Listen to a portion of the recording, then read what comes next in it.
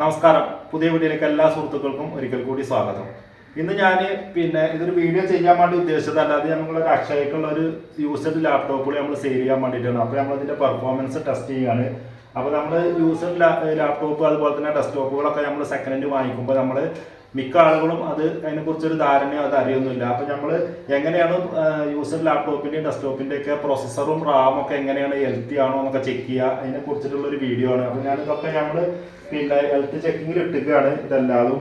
അപ്പോൾ ഇത് എങ്ങനെയാണ് എന്തൊക്കെയാണ് എന്നുള്ളത് ഞാൻ നിങ്ങൾക്ക് വീഡിയോയിൽ കാണിക്കാം. ഇതിപ്പോൾ ഞാൻ 3 ടാബ് കൊടുത്തിട്ട് നമ്മൾ പെർഫോമൻസ് ടെസ്റ്റ് ചെയ്യുന്നുണ്ട്. അപ്പോൾ ഇത് എങ്ങനെയാണ് ടെസ്റ്റ് ചെയ്യുക അതിനെ കുറിച്ചിട്ടുള്ള ഒരു വീഡിയോ ആണ്.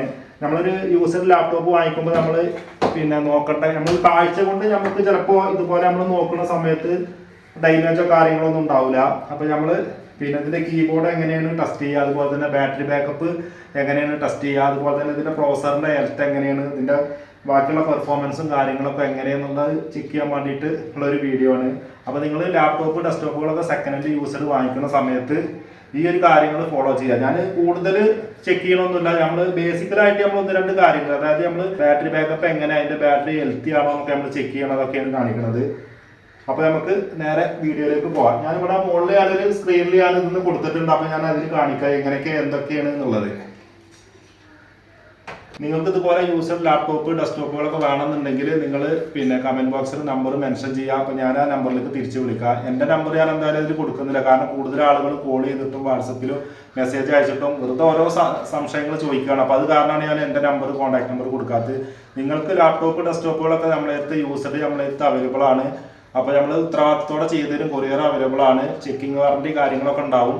അപ്പോൾ നമുക്ക് ഒരു ലാപ്ടോപ്പ് നമ്മൾ ഡെസ്ക്ടോപ്പൊക്കെ നമ്മൾ പുതിയതല്ല യൂസഡ് വാങ്ങിക്കുമ്പോൾ നമ്മൾ ഏത് രീതിയിലാണ് ചെക്ക് ചെയ്യേണ്ടത് എന്നുള്ളൊരു ബേസിക്കലായിട്ടുള്ളൊരു വീഡിയോ ആണ് കേട്ടോ. അതായത് അഡ്വാൻസ് ആയിട്ട് ഞാൻ കാര്യങ്ങൾ കംപ്ലീറ്റ് പറയുന്നില്ല. അതായത് ഇതിൻ്റെ ഡിസ്പ്ലേ ഫ്ലിക്കറിങ് വരുന്നുണ്ടോ, അതുപോലെ തന്നെ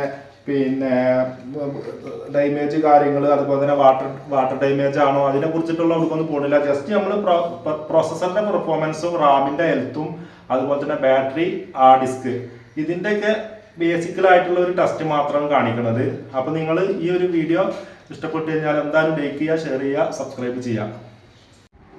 അപ്പോൾ ഞാനിവിടെ ഒരു 4 ലാപ്ടോപ്പ് ഇവിടെ ഹെൽത്ത് ചെക്കിങ്ങിന് ഇട്ടിട്ടുണ്ട്. ഇത് ഏത് രീതിയിലാണ്, ഇത് എങ്ങനെയാണ് ചെക്ക് ചെയ്യുക എന്നുള്ളതിനെ കുറിച്ചിട്ടൊക്കെ ഞാൻ ഈ വീഡിയോയിൽ കാണിക്കാം. ഇവിടെ ഞാൻ ഈ ലാപ്ടോപ്പിൽ നിന്ന് ഞാൻ സ്ക്രീനിൽ കൊടുത്തിട്ടുണ്ട്. അപ്പോൾ അതിൽ ഞാൻ ഈ സ്റ്റെപ്പിലേക്ക് എങ്ങനെ പോവുക എങ്ങനെയൊക്കെയെന്ന് കാണിക്കുക.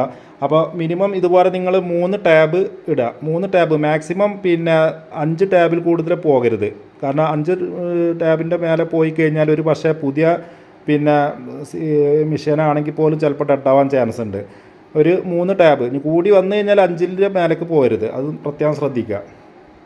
ഇത് എങ്ങനെയാണ്, ഇതിലെന്താ ഉദ്ദേശിക്കുന്നതെന്ന് വെച്ച് കഴിഞ്ഞാൽ ഇതിൽ 80% പ്രൊസസ്സറും അതുപോലെ തന്നെ റാമും ഒരു 80% ഇപ്പോൾ ലോഡിങ്ങിലാണ് കിടക്കുന്നുണ്ടാവുക.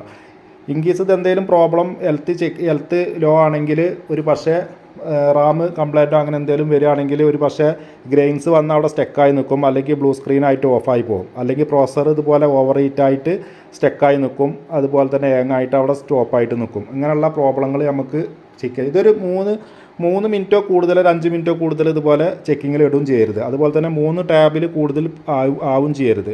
കാരണം 3 ടാബിൽ കൂടുതലായി കഴിഞ്ഞ് കഴിഞ്ഞാൽ നമുക്കൊരു പക്ഷേ പുതിയ മെഷീനാണെങ്കിൽ പോലും പറഞ്ഞാൽ ഇപ്പോൾ നമുക്ക് ഇതിൻ്റെ ഫാന് വർക്ക് ചെയ്യുന്ന സൗണ്ട് അതുപോലെ തന്നെ എല്ലാ ലോഡിങ്ങിലാണ് നിൽക്കുന്നുണ്ടാകുക. അപ്പോൾ ഇതിൽ നമ്മൾ ഇതിൻ്റെ പ്രോസറിൻ്റെ പെർഫോമൻസ് എത്രത്തോളമാണ് യൂസിങ് വന്നിട്ടുള്ളത്, റാമിൻ്റെ പെർഫോമൻസ് എത്രത്തോളമാണ് യൂസിങ് വന്നിട്ടുള്ളതൊക്കെ ഞാൻ ഈ വീഡിയോയിൽ കാണിക്കുക.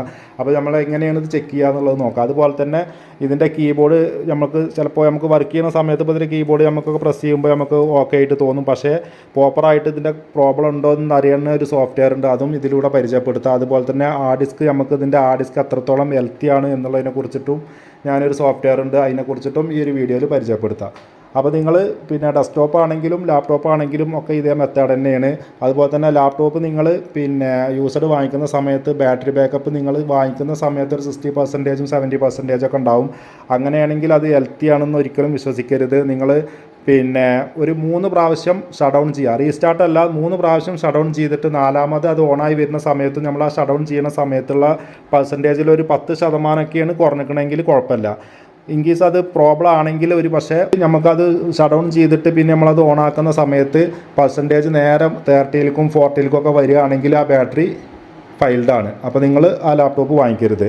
അങ്ങനെയാണ് ബാറ്ററി ചെക്ക് ചെയ്യുക.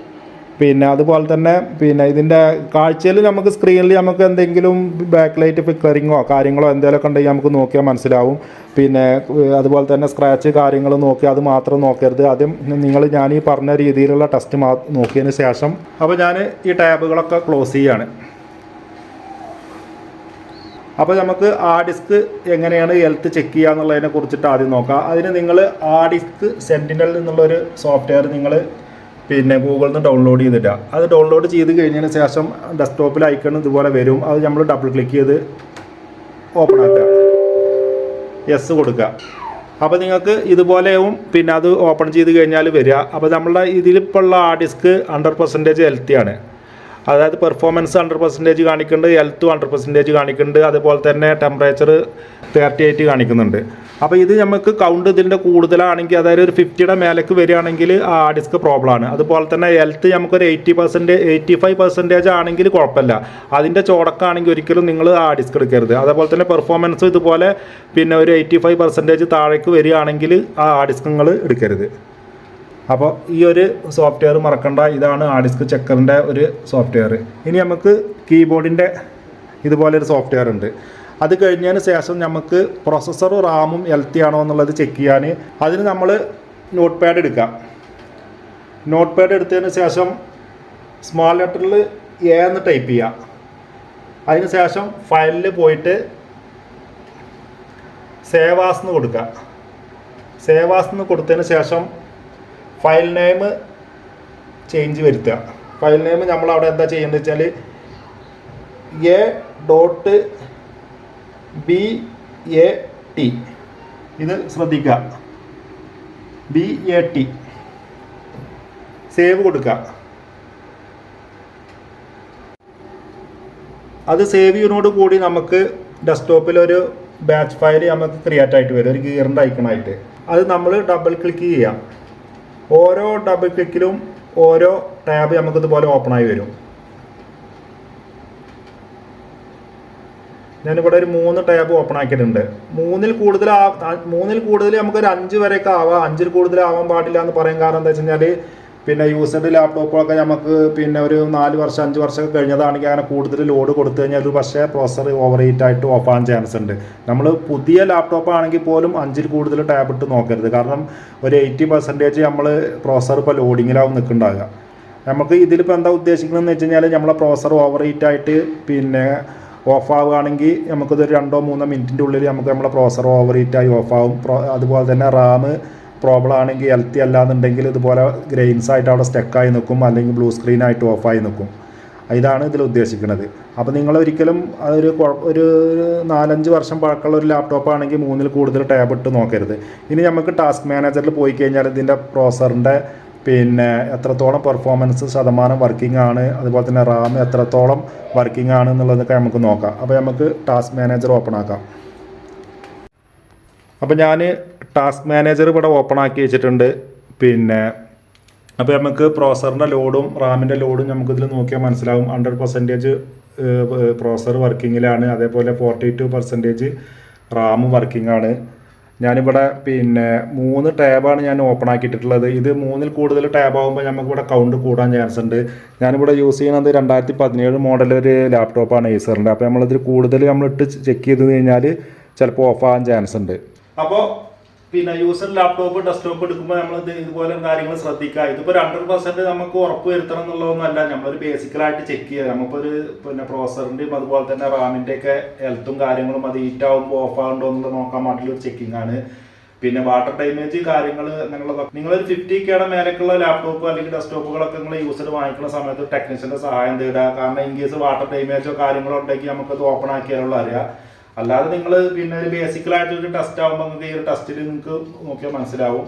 പിന്നെ അപ്പോൾ നമ്മൾ പിന്നെ നിങ്ങളുടെ വീഡിയോ വൈൻഡപ്പ് ചെയ്യണം. അപ്പോൾ ഞാനിത് പിന്നെ ഇത് 4 ഞാനിപ്പോൾ റണ്ണിങ്ങിൽ ഇട്ടിട്ട് ഒരു 10-15 മിനിറ്റിൻ്റെ മുകളിലായി. ഒരിക്കലും നിങ്ങൾ അതങ്ങനെ ചെയ്യരുത്. കൂടി 5 മിനിറ്റ് അല്ലെങ്കിൽ നിങ്ങൾ 3 മിനിറ്റിൽ കൂടുതൽ മേലെ എന്തായാലും ആകരുത്.